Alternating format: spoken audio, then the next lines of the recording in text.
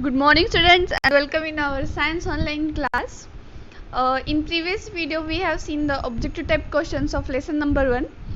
Today we are going to see the objective type questions of lesson number 2 and we will see answer the following questions of lesson number 1 and lesson number 2 togetherly in the next video. So let's start. See, bit B, match the following. As you can see here is in column A, here there are some names of plants, and in column B there are some modes where how the plant may be dispersed or grow. So you have to match according to that. So first one, sycamore. So sycamore is a plant. So how it is dispersed? It is dispersed through wind. So sycamore's correct answer is wind. So you can match this like this, or directly you can write in front of sycamore small d. Okay. Number 2, so squirting cucumber, this plant dispersed through the explosion. Okay. Number 3, dahlia. Dahlia is a plant which grows through, this plant grows through its roots. Bryophyllum. Bryophyllum is a plant which grows through its leaves. It means it reproduces from its leaves. Mango. Mango plant disperse its seeds with the help of the animals. Gram. Gram is a plant which is grown in which season? Yes, gram is grown in a Rabi season. And maize. Maize is grown in a Kharif season. Okay. So this is your match the following.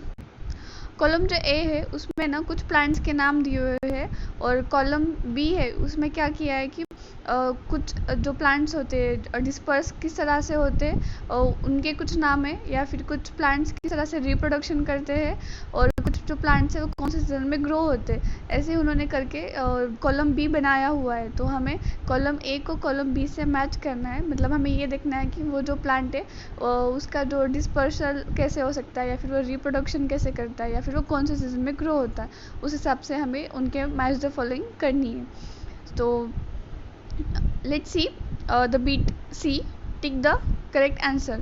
सो यहाँ पे कुछ question है, आपको क्या करना है, पहले question read करना है. हर एक क्वेश्चन को 3 ऑप्शन है, उसमें से जो करेक्ट ऑप्शन है उसको आपको क्या करना है, टिक करना है. So you have to tick the correct answer. First of all we will read number 1, which of these provide food to the baby plant present inside the seed.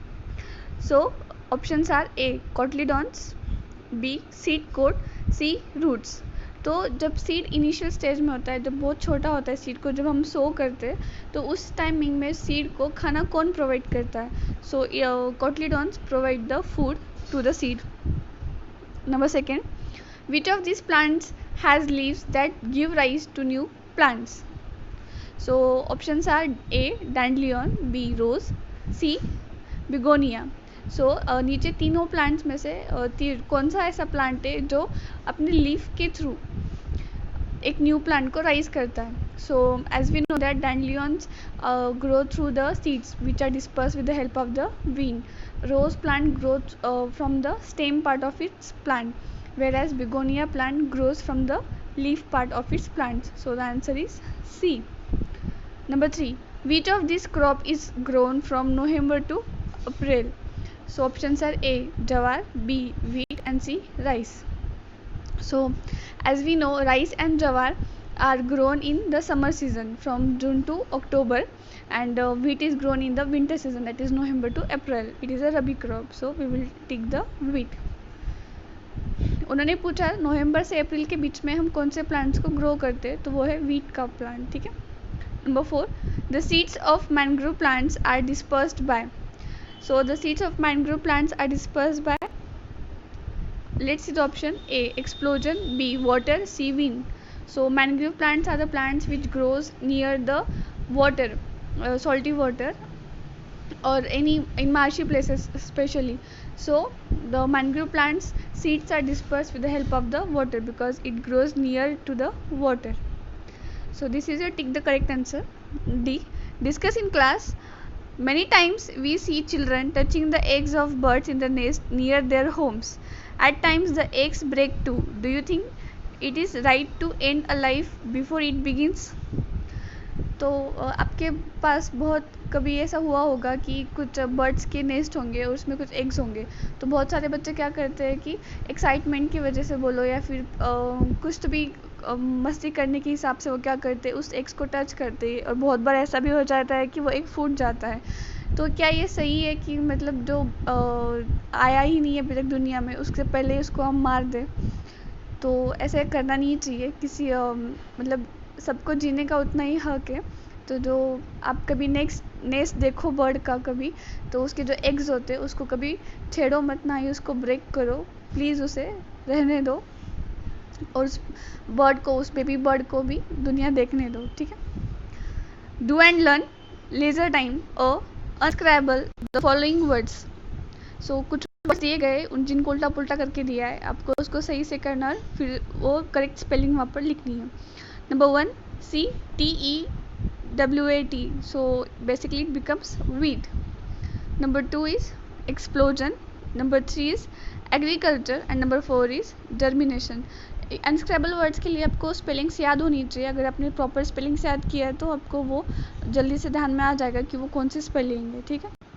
Beat B complete the following web charts. अब आपको web charts complete करना है। Web charts मतलब आपको पता है एक main heading होती है, उसके जो सब कंटेंट्स होते हैं वो आपको फिलअप करना है।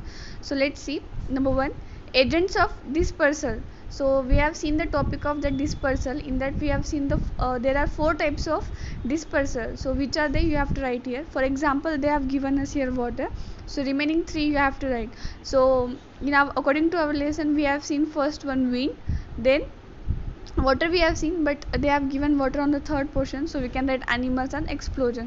So these are the 4 types through which seeds are dispersed, or you can call them as agents of dispersal. तो ये जो 4 तरीके जिस तरह से क्या होता है सीड्स डिस्पर्स हो सकते हैं, स्कैटर्ड होते हैं, ठीक है।